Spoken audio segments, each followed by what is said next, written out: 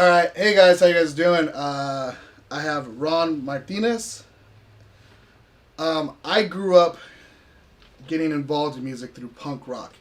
Ron Martinez's bands have been at the forefront of the reason why I'm even involved with music to this day. Two of those bands being Final Conflict and Lower Class Brats. Ron, how you doing? Doing good. Thanks for asking me to do this, Nate. Dude, awesome. So, obviously Final Conflict became before Lower Class Brats, but how did both bands form? I actually joined both bands. They were already going before I was in. With Final Conflict, I was, I think, 18, 19 years old. I was playing in this band, singing in this band called The Convicted, and Final Conflict used to rehearse at the same place. And when Convicted we would have rehearsal breaks, the drummer and I of The Convicted, we would run in to Final Conflict's room and watch them play, and we would constantly just like, God, I wish our band was as good as this band. You know, we became friends and we had played shows together after a while. This is in the 80s. This is in the 84, about 84, and we became pretty tight brother bands. Well, finally the time came. I can't remember. We were at the Olympic Auditorium, and I drunkenly told Jeff, the guitar player of Final Conflict, like, man, we really wish our band was as good as your band. We would rather be in Final Conflict than in The Convicted. And Jeff looks at, just kind of, it's like the needle, scratching. And he goes, you're not fucking with me, are you? And I'm like, why? And he was like, because I would kill to have Dave as my drummer and you as my singer. And I was like, well, too bad that can't happen. And then we went back to drinking and seeing the show. And come Monday, that was like Friday night, Monday afternoon, my phone rings and it's Jeff, and he says, hey, were you really serious about you and Dave joining Final Conflict? If you could. And I was like, yeah, I'd like to, but, And he goes, let me call you back in like a half an hour. And he calls me back. He goes, all right, I kicked out the singer and the drummer a year in. So you kind of, you forced yourself in. I understand. He kind of like made it like, now we had to say yes. Yeah. So we're like, okay. So Dave Phillips and I quit Convicted and we joined Final Conflict. And it was awkward between the two bands, but it's definitely where we wanted to be. I mean, already at the time, the bass player at the time of Final Conflict was my best friend, Warren Renfro, who's still my best friend. Yeah. Warren's in Cadillac Tramps and countless other bands, but everyone knows Warren from Manic Hispanic and the Tramps. Anyhow, so I joined Final Conflict, and that's kind of what I got known for. It was kind of when we all came together, when Dave and I joined Final Conflict, is when Final Conflict became Final Conflict. Yeah. The vision that Jeff always had for the band and wanted it to sound like, and that's kind of what I became known for, is that. And we learned how we organized our own shows a lot of the times, or put out the demo, and it just kind of snowballed into being a semi-popular local band, and that's awesome. And then obviously this was in the 80s, nearly a decade later you joined Lower Class Brats, correct? Actually, I think I joined the Brats I don't know, in 2000 and 2012 maybe I joined. And I've been working with the Brats for years as a booking agent, also kind of like a ghost manager. Yeah. Like I had produced the New Seditionaries LP and a demo and stuff, and we'd always been tight. And funny enough, Bones, our singer, grew up going to see Final Conflict shows. That's awesome. And in San Diego. I joined the band originally just to fill in. The band was going to go to Australia and do a short tour and to play a benefit show for a friend of ours that was really ill. That was my agreement. I was just going to join for that temporary. I hadn't played the bass in over 6-7 years. Hadn't played any live shows, but I offered to do it to fill in. Yeah. But I was having so much fun that the band basically said, you can stay if you want, and so I did. That's awesome. And now, so I was already kind of in the band. Yeah. Now I'm on the stage, with them. It's really cool to interview because I got into music through Showcase Theater, and it's funny because you look at our flyer, it's a straight rip off from Showcase. Like, oh yeah, it's a rip off. It's great. It's on purpose. The minute I saw it, I was like, So it's a little bit of nostalgia, but when I first started going to shows, it was punk shows, and Final Conflict being one of those shows, and another night, years later, then it was Lower Class Brats, and seeing going from punk lineups, Lower Class Brats, Cheap Sax, and then seeing Final Conflict. At that time, I didn't understand music in the sense of punk, hardcore, metal. But at that time, you notice that each show was kind of its own thing. But then when I look at the history of Final Conflict and shows earlier, before my time, like Fender's Ballroom, Auditorium, those lineups were fucking so crazy and mixed up. So by the time I came into the realm of punk rock music and hardcore and metal, it was all kind of segregated. Yeah. What happened, in your early years, what changed? Ooh, I could talk forever about this, and I'm pretty opinionated. But it's pretty obvious, right? Yeah, no, it is, and yeah, you that's really awesome that you caught on to that. In the earlier days, the shows that we would play, you would have a straight edge, a straight up band that was straight edge, Yeah. playing with Final Conflict, and then you'd have some arty, punky, weird band play. Mm-hmm. Every band was different, but it was all under the same umbrella, punk and hardcore. Yeah. And it. I think where it all kind of went nuts and changed, and where hardcore punk became two separate things, because that's what it used to be called. When you liked your punk more aggressive and not as melodic, then you liked hardcore punk. And then something changed, and it started to be, no, punk is different than hardcore. Yeah. Hardcore's not punk. And I remember interacting with kids that called themselves hardcore who would go, I'm not some dirty smelling punk.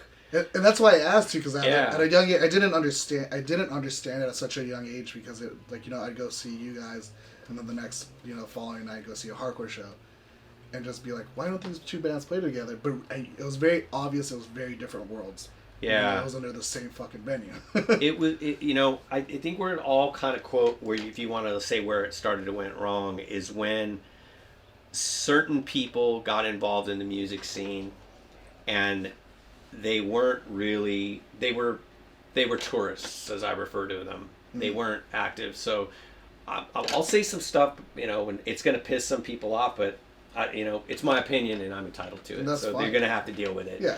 It's basically you had an influx of bands like Used It Today and Mm-hmm. stuff who, I think Break Down the Walls is an amazing record. Yeah. It's a great hardcore record, but it ushered in it was kind of the beginning, and I don't blame them single-handedly, but you got these guys who liked aggressive music, and they liked the hardcore, Mm-hmm. but they came from the suburbs, and they were kind of more jockey type. And Yeah. the thing was they didn't abandon their jock attitudes. Okay. And they're kind of more socially, like preppy type attitudes. And they, those are the guys that came to shows in athletic gear and stuff. Yeah. And, I don't think that you have to have a dress code. I don't think punk rock it's an attitude. It Yeah. isn't just, but there is a uniform that comes along with any type of thing too. Yeah. And it was these guys that came into the scene, and they brought their shitty jock attitudes with them. They've never abandoned it, and that's kind of where it became separated. Yeah. It was awesome. You could go and see Agnostic Front again with Agnostic Front played with Nausea. Yeah. Multiple times, but then there became this infiltration of bands that were like I said, kind of You Today were the first big one. Yeah. But the bands that were influenced by that kind of brought in this attitude, and while the hardcore kids got more obsessed with straight edge and became kind of elitist about it, the punk rockers did the same thing, and they became a little more elitist and maybe a little more abrasive, and that's where it all started. And I think I came in at the time where that was all very obvious. It was very there's a little bit of a dress code for each little genre, I remember one time I was working at a record store, and these bands of hardcore, like Victory Record stuff, and they were buying Earth Crisis and stuff like that. And the guy was talking, we were just having a conversation, and he says to me, oh, you don't really like much hardcore, do you? And I said, no, I saw Minor Threat when they came and played in LA in 1983. I was up front, screaming along, and the guy goes, Yeah, but they're just a dirty punk band. and I just went, excuse me? I go, dude, everything that you're buying from me right now would not exist if it wasn't for Minor Threat. Yeah. Like, and, but okay, dirty punk band, like, all right, man, like, sure.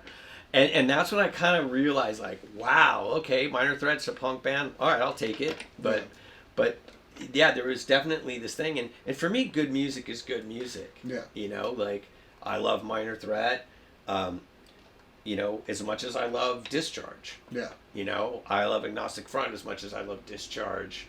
And, or metal tinge punk like The Accused and stuff like that. Like, I just like good music. I grew up, fortunately, not having to worry about, if I want to listen to fucking Neil Young or a Silly Wizard record, I'll listen to it. Yeah. That's my taste. And I think that's the cool part that, growing up, going to Showcase, I did get a little bit of a taste of everything. And for me, it was super cool to, I love Discharge, but I also love fucking the crazy, straight edge bands, and I like Throwdown, and I like crazy metal bands. Yeah. But it was, I love Bloodlet, I love Integrity. Yeah. All that, just as much as I like Rudimentary Peanut. But you go through the era of when Final Conflict started, and you just see this you fantasize about these shows at these venues like Fender's Ballroom. Dude, all those shows were so crazy looking. They oh yeah. But things got intense. You sit there and watch that, and then when I started going to shows, the punk rock shows were very, very obviously a punk show. And you go to this hardcore show, and there was this kind of a jock attitude. And it was just very obvious, and I was like, what the fuck happened? I think that's where it all went wrong. But the punk scene was as equal to blame. Yeah. Like I said, I'm not gonna blame it on hardcore or blame it on straight edge or anything like that. That's when it became polarized. I think was you had this influx of bands that they didn't really they brought a kind of a jockey frat boy mentality with them. And it's funny because some of those bands, I see the interviews that they do nowadays, and it's like, wow, I thought those guys were douches then. And you know what? They still are douches, well, it's good to know some things don't change, But, there's, I might not have liked what I feel like bands like Youth of Today and a lot of other bands that have brought. Mm-hmm. But at the same time, I love Gorilla Biscuits. Yeah. I love Gorilla Biscuits. I love, the first Warzone 7-inch is classic. Yeah. Classic fucking East Coast hardcore stuff. Or the Antidote 7-inch, Thou Shalt Not Kill is just, amazing. It's crazy because those records literally still stand the test of time. I'll still fucking listen to Warzone. I'm just dude, this is still fucking good. Yeah. Yeah. And it's even Judge and all that stuff. I was when I was younger, I loved it because of the idea of what it represented hardcore. This was the bands that made it what it is, Minor Threat, Gorilla Biscuits. And I was just I fucking love this. And then, years later, you start involving, I start playing a band that's more metal influenced. And I go back to these records, I'm dude, there's Yeah, and what I do notice now with the scene nowadays, though, I do see a lot of bands that are saying fuck the rules and fuck the segregation. Yeah. And it makes me happy to see it where you see these bands like crossover bands for the most part. Yeah, crossover bands that are actually improved over 80s crossover bands, because some of the 80s crossover bands. Because Final Conflict was kind of a crossover band. I won't argue with anyone that wants to call us that, but we always, and I still do, we were a punk rock band, but the thing was that was one of the things Jeff Hart told me. He goes, my favorite bands are Black Sabbath, Kiss, Discharge, and the Germs, and I want to combine I want to combine Black Sabbath and Crucifix together, and I think he nailed it, and that I helped, I was lucky to be a part of that. Yeah. And yeah, there's definitely a metal influence, but we're very much a punk rock band. Yeah. Would you say when I think of my band, we're not a punk rock band, but there's a punk ethics as to everything. Which still makes you a punk band because again, and I agree. Punk rock is not. it's a bunch of different things, but like look, I don't think Neurosis has done a punk rock record in 20 plus years, but they're still to me a punk rock band because of the ethic behind what they do and how they do it. Yeah. And there's a lot of bands like that. You know, your band is definitely one, like where the energy and what you do, you know, is that's what's behind it. That's what makes it punk. And I guess that leads me to, like, you know, there's these bands that you would consider punk and hardcore, and the ethics behind these bands that, like, why Final Conflict still exists. But I want to ask you, you know, you guys have been a band for over 30 years now? Yeah. It's crazy. Yeah. What has kept you so involved in this still? Like, what is it that you still love about punk and music that, like, you guys are still willing to be a band? You know, I think it's just because that, you know, we don't play punk, we are punk. Yeah. You know what I mean? Like, this is what we do. We're it's our lifestyle. You know, our way, everything, our politics, like what we think about how we do things is all, we all learned it from like our punk backgrounds. That's where it all came from. So, you know, doing it is as natural as waking up. Yeah. You know, in the day, playing in the band. But the main reason why is, you know, and the band's had a long history of ups and downs of me leaving the band, or, you know, and sometimes I left, you know, and said, fuck you, I quit. And other times I said, I'm sorry, I'm quitting, you know. But when we decided to play again, like, Jeff and I talked it out, and we both decided that, okay, if we're going to do this again, we've got to be able to, we have to sound as good as we did when it was 1985, 1986. If not, there's no point in playing live. I go, because I've seen some of these reunions, and some of them are mind-blowingly good, and other ones are mind-blowingly embarrassing. Yes. And I want to be in category one. And Jeff was like, no, I hear you. But the main thing too was that we had to be as the best possible band we could, play with as much anger and intensity, but we also had to have fun. And that's the reason why we've continued to stay playing, is we have a lot of fun. Like, last year, a year ago now, we were on tour with Negative Approach and I Hate God, Sheer Terror, and The Accused. We did a West Coast tour, and we had so much fun on that tour. That was such a good like hanging out with each other. Like, all the other bands were great to hang out with, but Jeff and I, like, it was the first time we had a tour, and I was worried, like, man, I'm going to drive him nuts, or he's going to drive me nuts. But more than likely, it was going to be me driving him nuts. And no, man, we had a great time, and that's really what matters, is we're having fun doing it. It's not work. Yeah. When we go on stage, we mean business. We're going to do the best we can. Yeah. And put everything we have into that 40 minutes, you know. But we got to have fun, like, everything around it leading up to this going on stage, and we are genuinely having a lot of fun. That's awesome. Yeah. Because I'm kind of the same boy. Like, if I'm not gonna have fun playing a show or like enjoy the people that I'm with, then what the fuck am I doing it for? You know, like, it's cool to hear that you guys been a band for so long, and like you guys have that reasoning to do it because of.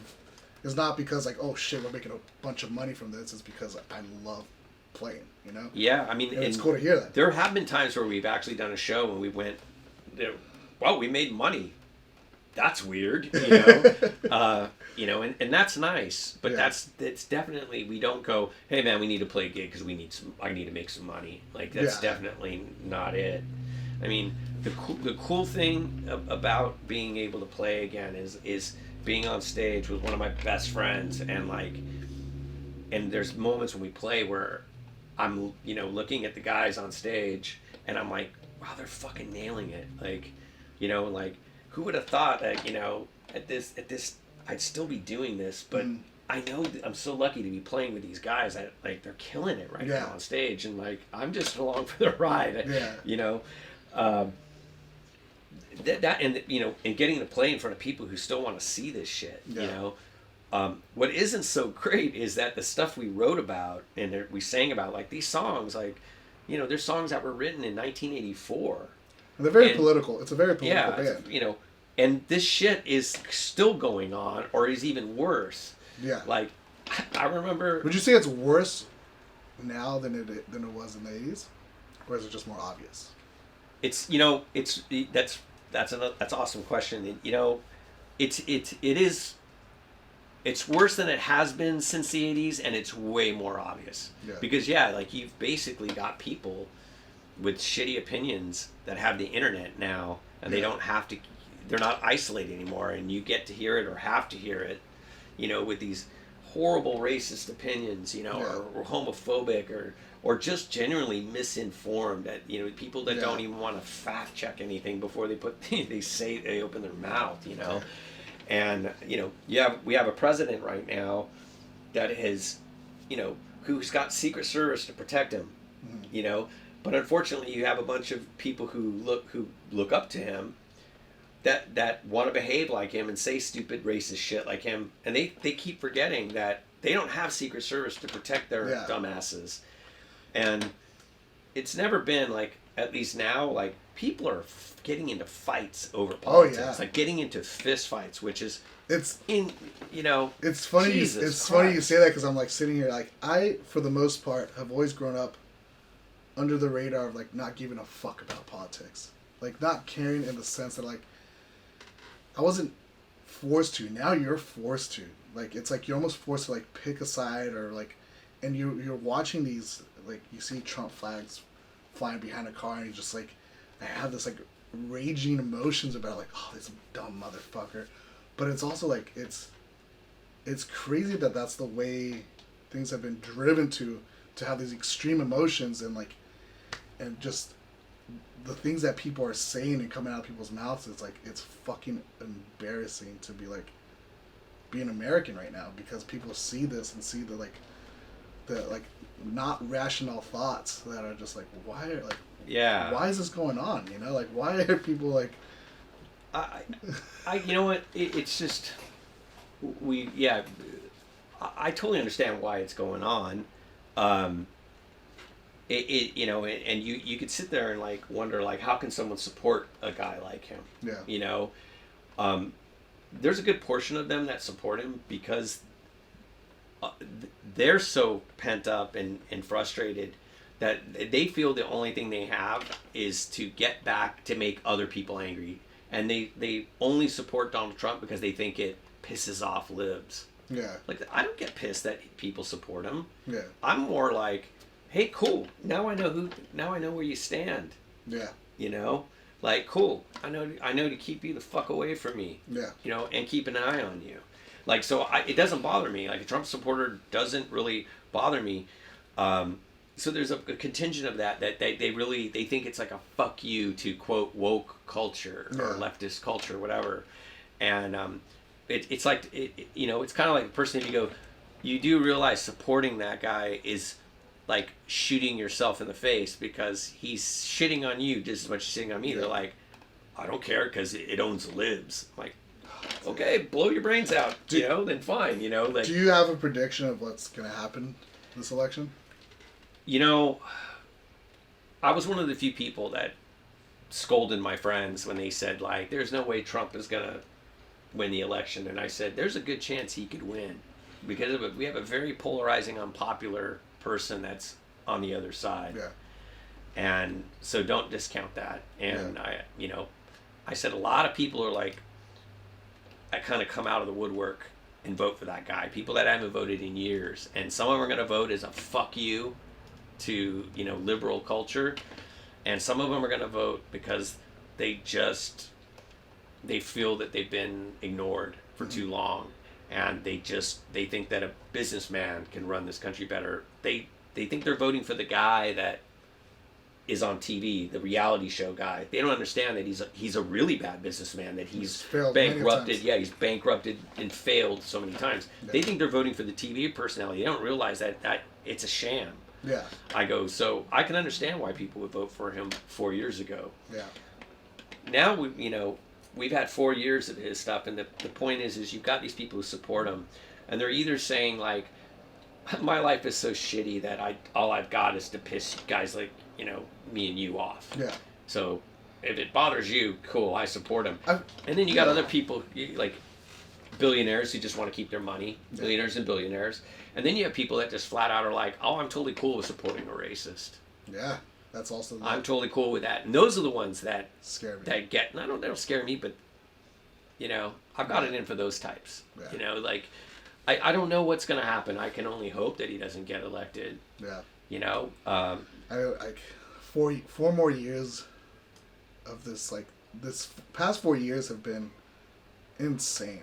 It's like nothing surprises me now. Like that he does. I'm just like at this point, I was like, come on, another 4 years of this. Fuck that. I can't. Well, you know, it always would be. You know, my friends, can you believe what he said? And I said, yeah, I totally can, because I knew he was this guy 4 years ago. Yeah. This is why I was saying that you really should go out. I had a lot of friends that did not vote because they were like, the election 2016 is a South Park episode. I get a choice to vote against a douche and a shit sandwich. I don't like either one of them. And it was like a really low voter turnout last year. Last election. It was extremely low. Because a lot of people, and I was friends with a lot of them that just said, I couldn't vote for either one of them. Yeah. They were both like, I don't like either of them, so I'm sitting this one out. Then when Trump won, they were, I should have voted. Yeah, you should have. Because my thing was I voted, my vote wasn't for Hillary. My vote was against Trump. Yeah. I was, that was where I was like, I guess I'll just have to, all right, fine. Yeah. I'll pick the lesser of two evils. Exactly. But this election is definitely a lesser of two evils, where Biden is not my ideal president by any stretch, but you could put a flaming bag of dog shit running against Trump, and I would vote for that flaming bag of dog shit, because that flaming bag of dog shit is probably not racist and 1,000 times less harmful than Trump is to this country. I agree, man. I definitely completely agree. But so who knows what's gonna happen in the next 4 years? I'm hoping for the best. But it is what it is. It's we just gotta sit here and wait. But and that's, I think when you think of like punk rock and everything you've been involved in, years later, Lower Class Brats has punk has always been a very political movement, in the sense that it was always a place for someone to agree or disagree or make a statement. Do you still think punk rock today is still that, or do you think it's changed over the years? No. Here's the thing is punk has always been like the working class, working people's music. It always has been. And it started out, and the people behind it, you can go as far as back as bands like the Sonics from the 60s, or Iggy and the Stooges. And that was rebellious music put out by total outcasts and misfits. And punk rock will always be a rebellious type of music against the status quo.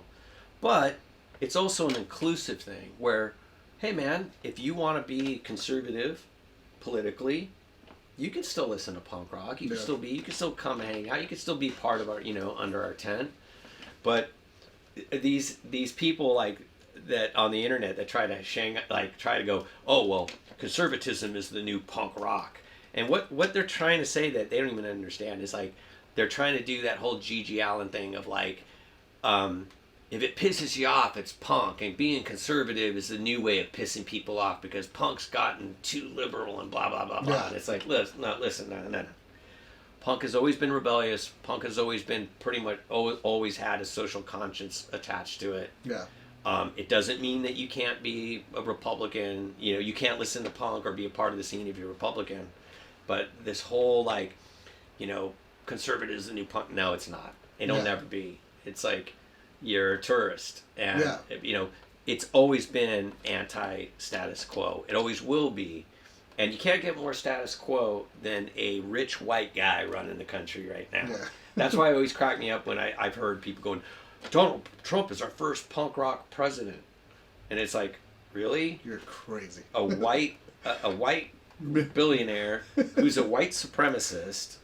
Not punk at all. Who has no sense of humor whatsoever. Yeah, he's not. No, he's not. Definitely. And punk will always be rebellious. But it doesn't. doesn't mean that you have to be political. Like, some of my favorite bands, my all-time favorite bands in punk, have no politics at all. Like, the Dickies are one of the greatest pop punk bands ever. One of the funnest bands ever. Yeah. The Descendants, there's the list goes on. Like, so many bands that are apolitical who have made it like, hey, we're not political, we're just good time music, so you can be, I'm sure there's some like pro right wing punk bands out there too, whatever, but the whole at its core, and it's always been, and everybody knows it, punk has always been, a fuck you, middle finger to the status quo. It always will be, because as a whole, it's always attracted outsiders. It's outsider music, but it's always going to stay that way. It's always going to be. So in 2020, 2019, you would say you still very much enjoy what the current state of punk and hardcore is nowadays? Yeah, I do. I mean, there's this whole new group of bands that have been playing within the past, say, 10 to like 5 years that have formed and everything. And I do see them taking things back into a more like, hey, you're straight edge, cool, like whatever, and trying to mix things up, and like you got bands like Skullcrack, that are one of the best local hardcore bands around. Great band. You got who this interview's gonna be tied with, Generation Suicida, and Ugly, that are just doing it, and not only like playing punk music, but adding something to it as well. Yeah. Like, that's one of the things I like about Generation Suicida so much, is there's this influence that they brought into it, of Latin influence to the music. And it's very obvious, and for me, like, me being a Latino, I was like, this is so cool to watch a band. Like, when you watch that band, you know where they're from. Yeah. You know they're from East LA. You know they're like a punk band. That what a lot of like punks that go to see them, to them, they're like, what are they doing? And I'm just going, oh man, this brings me back, like, because this is the music I grew up with, like the Latin music of Southern California and the history, but they're incorporating into a punk context and creating something new, and that's what's exciting about it, is bands that are trying to take the formula and twist it again and turn it on its head and create make something unique about it, Yeah, and they are, and I would say they are. They are a unique band. But like, so you've pretty much have made playing music, collecting records. You've made this subculture your life, to the point where now you run a booking agency, Crawl Space Booking, correct? Mm-hmm. What made you want to do that? It's just something I fell into, and it's like a lucky thing, like, that I'm able to was making a living doing something that I like, and that I know, and it was, I'd had tons of different jobs, like, working a record store, for years with my friend, and I even worked at a couple record labels doing A&R and stuff like that, and I started booking tours for the bands that they would ask me, because they would say, hey, I saw that tour that you booked for Final Conflict, like, could you book that same route for us? Yeah, sure. And it just snowballed into like booking like West Coast tours to booking tours all over the United States. It just snowballed into being. When did you start Crawl Space?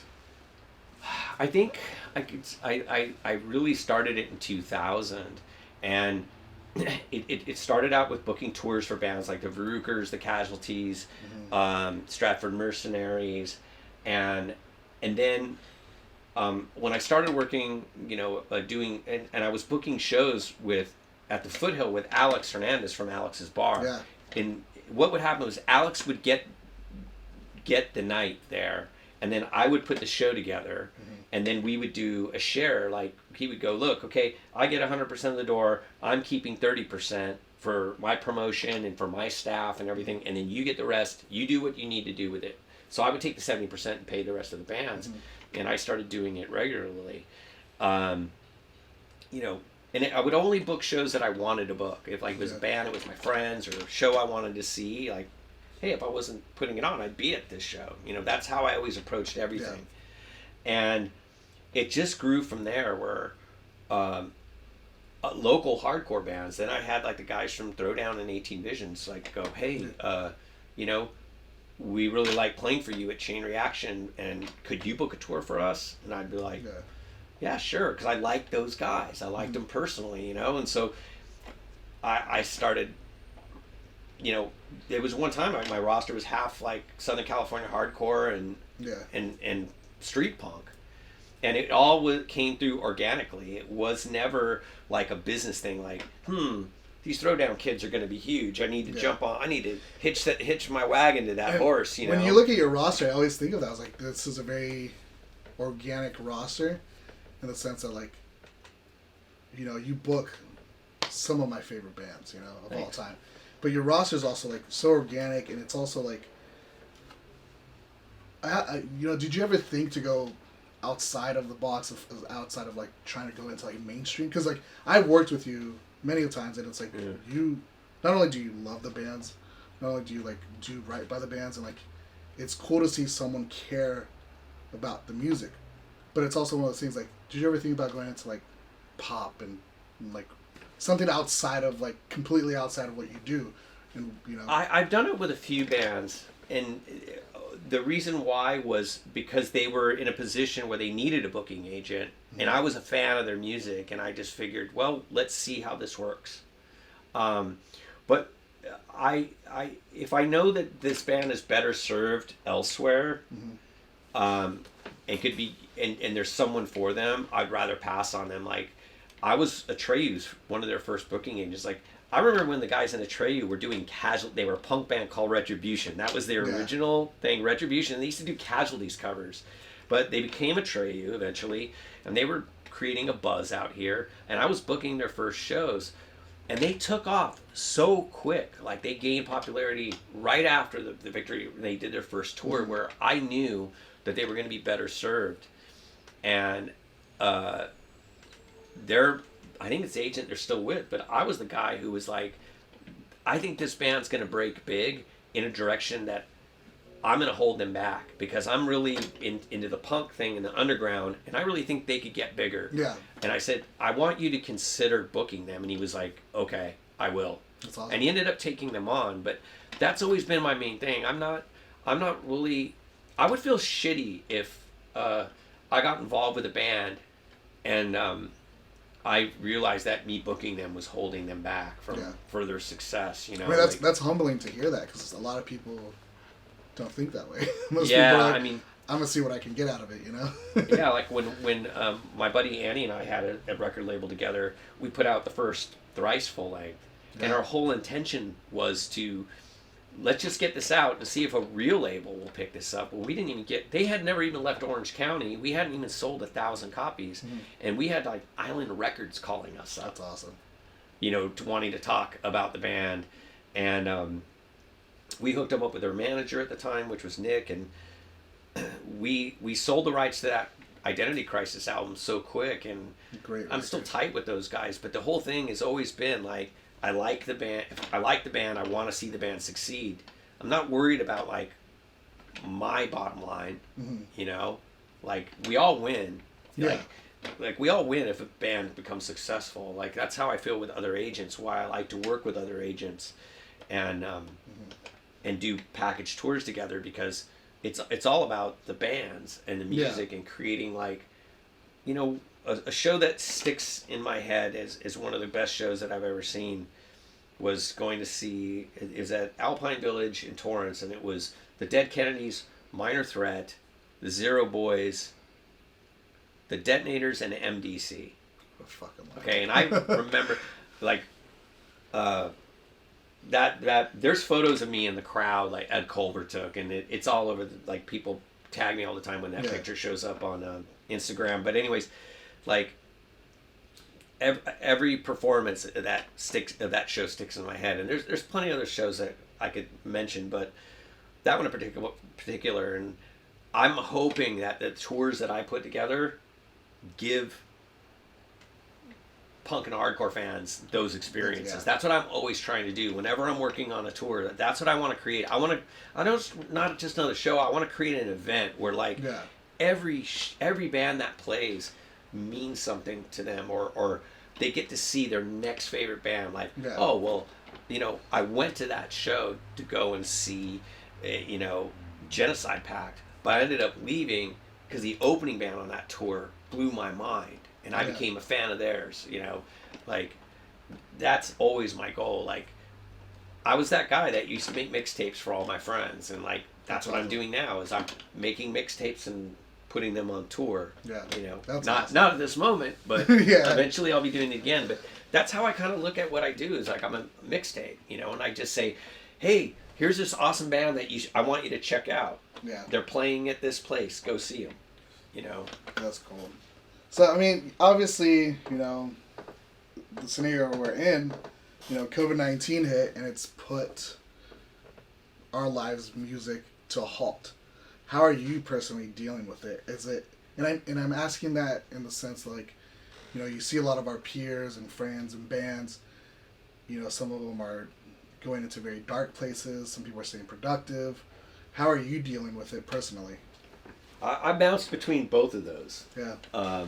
Because it was a real drag. I mean, I've been doing this for 20 years, booking and working, being self-employed and working remote has been what I know, and it works for my lifestyle. Like it really suits me, like not having to go into a regular office and taking orders from somebody else.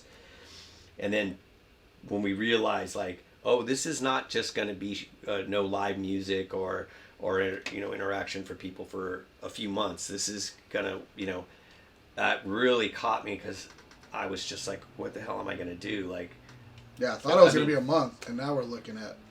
Yeah, like we're looking at maybe 6 months. Like, and this is like, I make my living booking tours of the bands and making some money on the side, supplemental when I perform with the two bands, and now like my ability to make money has completely cut off, and because of my personal life, I'm not able to just. I instantly thought, what, screw it, man. I'll drive Uber if I have to. I'll have to do, and then I realized that like I got people close to me that are like family members that are immune compromised, so I can't deal with the general public. I have to be. You have to be careful. Extremely careful because if I give it to my father could die. So. That put me in a real predicament. Luckily, I had money put away, and I was also able to get a loan, small business association loan, to tide me over. But that went away. That got spent on like paying expenses and bills. So it's been kind of a struggle. But you can't be a live punk and not be resourceful. And not have so. I have been doing some side work with engineering guys and a couple record labels on like analog to digital conversion for some reissue labels and stuff like that, and some projects that I've been doing. But is that just taking old records and just digitizing them? Either like working on taking source materials and transferring them to the digital world, whether it's like analog or like from vinyl and bringing into a digital thing. Where it could be properly mastered by there's a couple mastering guys that I've been working with that have been saying, hey, I'm working on this band's reissue and the master tapes are gone. They thought they had them, they're gone, and we're gonna find a mint condition copy of the record on Discogs, and we need you to do that's so cool, the thing, because and you got to have the right tools to do it right. And you can't just have any turntable. You have to have a pretty pricey turntable. And so I've been doing some of that work, but I really would love, like, I'd love nothing more to like be working on live music, and like. What would you say to people? Because for people that work in the music industry, that play in bands, it's kind of scary. It's very scary. I've been working with Alex and working with, a lot of local venues, and it's a lot of these places are it's very possible many will shut down. And yeah, I actually was just reading like 3 yeah. venues that got shut down this week. Bands don't have an income. You know, their agents, their whole network that goes along with music industry. What can you tell the general public? What can they do to support this industry? Because when you think about it, it's fucking massive. You know, not just the bands, the agents, the crew, the venues, the fucking bartenders, the cleaners, the guy that puts the fucking, you know. Yeah, there's a lot of people out of work that like have worked at venues. Like like. And the public doesn't really recognize it, but it's like, what can you tell the general public? What can they do to support this industry? I think it's you know, think you know, local. Mm-hmm. is look into your local venues and see if if they have a GoFundMe or any kind of thing to take money, Mm-hmm. You know, accept money and do that. Like I both bands have been really fortunate. Like we've had people that like merch sales went up even though we didn't even try to ask. Like people are buying merch, which is great. That's awesome. You know, but really, like if they really want to help, is to look at their local scenes, their local venues, and see if they're taking donations and donate instead of, you know, spending $20 on something. Toss it at the venue. Yeah. You know, buy a T-shirt from your favorite venue. Definitely support your local venues, like the closest to wherever you go. Yeah, it's cool. I saw Chain Reaction was about to close down, and in a matter of a day, they're like, you know, a bunch of friends came together and put shirts and this and that. And, you know, same thing with Alex's bar. You know, he's trying to reinvent the wheel of what he can do. And it's like, you know, that's what I tell all my friends. Like, hey, man, whatever you can do, just your local. Because for bands like ours and, you know, our network of bands, we depend on the local venues. Not we don't have a, like, it's great that we're not playing Staples Center, you know? And it's great that we can sell a T-shirt when we're not able to play. But what's more important is that we have places to play once. Exactly. And we will eventually have places. There will eventually be live music. Yeah. But we need to have the venues there for us. Yeah.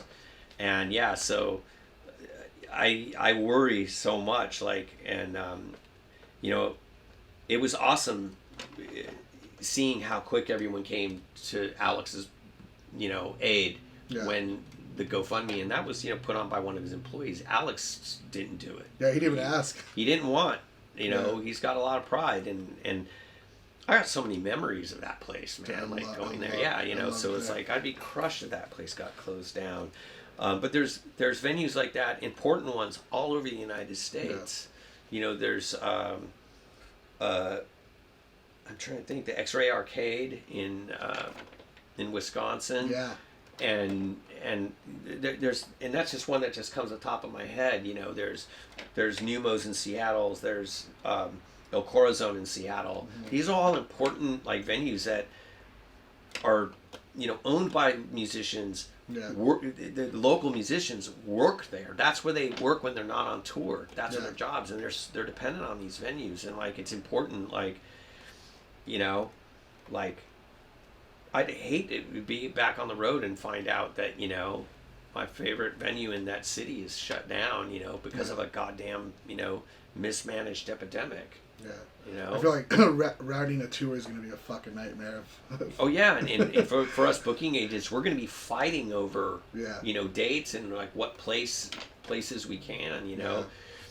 And so, you know, just people need to support their local venues. Yeah, definitely. Well, Ron, what's another question? I always want to ask, will Coxfire play LA? Man, I would love for it to happen, and I was really close to making it happen this year. I would love to see that, man. And I can say this, is that if Trump gets reelected, there will be no Coxfire show in Los Angeles. But it's a liability? Yeah. You know, I'm just going to say that. Vote Trump out, and I'll make it. You know, I was really close, and I was talking with some venues and the right people. It's just about doing it with the right people. Yeah. And stuff. And I totally understand. You know, like I'm from LA, and you know our subculture here is it's very diverse, but it's also very crazy. Yeah, Right? yeah. I want to see Coxbar in LA, but I also do recognize that like we're crazy. Look, I've been booking Coxbar since I've been booking them for like 15 years now. Yeah. And I booked them all over the United States and in Canada. And the worst thing that's ever happened at a show, and I'm not toning it down, was a guy was being a dick in the pit. He got punched in the mouth. He got a fat lip. Mm-hmm. He was told by the person who punched him that he was being a dick in the pit and he needed to mellow out. And the guy said, "You're right." And he mellowed out. And that is the craziest thing that I've seen happen at any of our shows. But yeah, things got nutty at the first Coxbar show in Los Angeles. Yeah. What was it? I thought was it Orange County or Los Angeles? It was at the was it at Friday Arts in downtown LA? When I think was it this? was 2000. Okay. But it's something I want to make happen. I mean, I live here, Yeah. and I've had them play everywhere, but it's got to be the right venue, and it's got to be the right promoters and everything like that. It's got to be the right environment. It's got to be the right. And I totally understand that. You know, I just have to ask. You know. Yeah. Yeah. The kid in me wants to see him. You know. Yeah, it sucks that people from LA have to drive 4 hours to see them in Vegas. Yeah, I think the show they were supposed to play was it in Tennessee or something, or like. Yeah. That we were gonna do that festival, Muddy Roots. Yeah. Yeah. And I was like, fuck, I'm gonna fly there and see him. You know, fuck it. Yeah, and unfortunately we had to pull out of that. Yeah. Unfortunately. Well, thank you so much for your time. Any shout outs, anything you want to say to the world before I let you go? Yeah, you need to pester your local politician about saving our stages and saving independent music, and the best way to do it is you can go to www.nitolive.org, and that's NITO, nitolive.org. You could go to that website, and all you do is you put in your address, and it will address a letter to your local congressperson, senator, about saving live music and saving our venues and saving and working on a stimulus package for the music industry to keep us afloat until COVID. It's real simple. You can also do the same thing if you go to saveourstages.com. But yeah, that's it. Yeah, that's very much needed because it's at that point where things are about to get shut down. Yeah. Venues are starting to shut down. Again, Ron, thank you. I've grown up watching your bands. I've grown up. Thanks, man. So it's pretty cool to be here. So again, thank you so much, dude. Yeah, thanks for doing the interview. And thanks to Tom over there. Thanks to Tom. Peace. Stop recording this one.